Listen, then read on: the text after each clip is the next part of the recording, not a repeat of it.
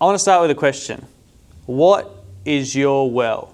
And you might be familiar with a particular passage in John 4 where Jesus talks with a Samaritan woman at a well, and he goes off the beaten track to go talk to this woman at the well without his disciples. They went and got some lunch or something like that, and they have this exchange about water. And Jesus says this powerful thing in verse 13. He says, "Everyone who drinks this water will be thirsty again. But whoever drinks the water that I give them will never thirst. Indeed, the water I give them will become in them a spring of water welling up to eternal life."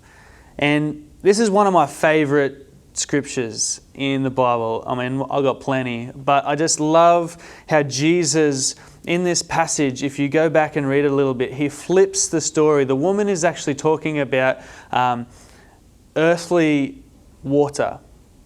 And Jesus flips the script and says, "No, I give you eternal water. I give you a water that satisfies so that you'll never thirst again." And I ask you the question, what is your well?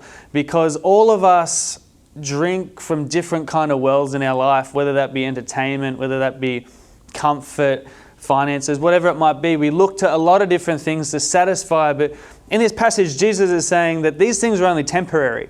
They don't last for very long, but the true water that never ends, that completely satisfies, is the water that he gives us. And so I want to ask you that question, because I think sometimes we need to ponder in our heart, what is my well? Where am I drawing?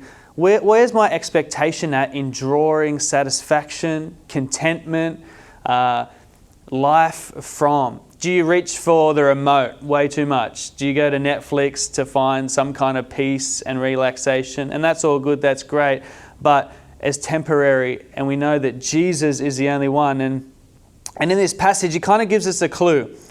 We kind of wonder, how do I get this water? And Jesus, if we back up a little bit, he says, if you knew the gift of God and who it is that asks you for a drink, you would have asked him, and he would have given you living water. So Jesus simply wants us to ask him. That's all we have to do. And so today, wherever you're at, whatever you're doing, spend a moment asking Jesus to satisfy you. Ask him to fill you up, because he is the only one that will give true satisfaction to our world. Be blessed, have an incredible day, and I hope to see you around.